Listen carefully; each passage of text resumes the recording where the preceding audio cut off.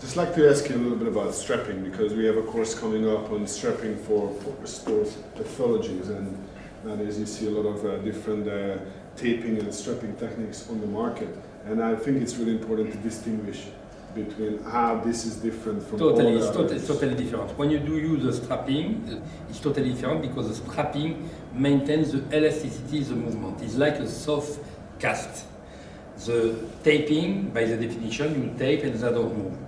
When you do the strapping, you continue to have the movement, the gravitation, the movement of the muscle, the movement of the joint, but you have a limitation of the range of motion.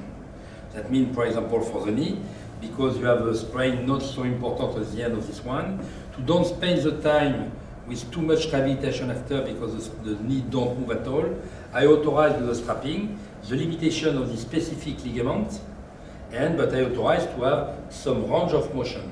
Not a total one, because it's bad for the ligament, not a total one in flexion 2, but you authorize some little movements. You gain a lot of time for the rehabilitation, because that makes sense, the tissue don't stay without any movement at all.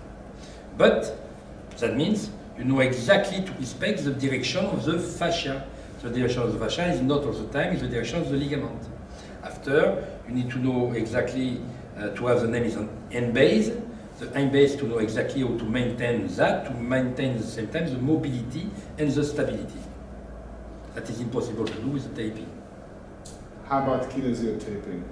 It's not the same, because this one maintains when you have a limitation, for example, you tear the superior lumbar ligament. If you want to limit it, superior lumbar ligament? Superior lumbar ligament, yes. L4 is the ligament, for example. But you have a specific tape to do that when you need to compete in judo. If you put that, you have so much pain with that, it's impossible to do anything. I know it's a good fashion today, but I don't speak for these people. I speak for the people they need to maintain because they want to do a sport, they want to maintain the movement. They have, for example, femoropatellar syndrome, but they want to do a little jogging 2 or 3 times a week. With the taping, it's impossible to do anything. It's possible only with the strapping to maintain the mobility, but to limit the range of motion to be sure.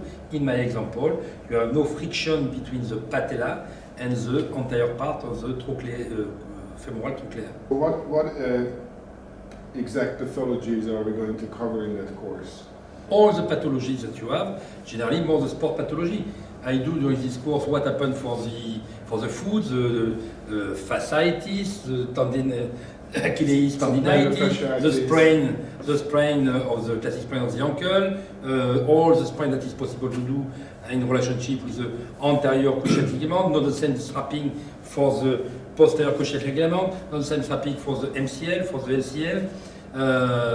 Not the same strapping if you tear the gastroc, or if you tear an adductor, if you inflame the pubic symphysis. Not the same strapping and not the same pathology if you have sciatica because you pinch the 2 vertebrae, if you have a lumbago because your psoas compress the ascending lumbar vein. Not the same strapping on the lumbar spine because you tear a transversus spinalis in the muscle. Not the same strapping because you have a problem between the rib subluxation. Not the same strapping if you have a problem with the shoulder with an AC joint, and so on. Because I teach during this time the pathology, the classic treatment, and what is possible to do via strapping to gain a lot of time to be more efficient.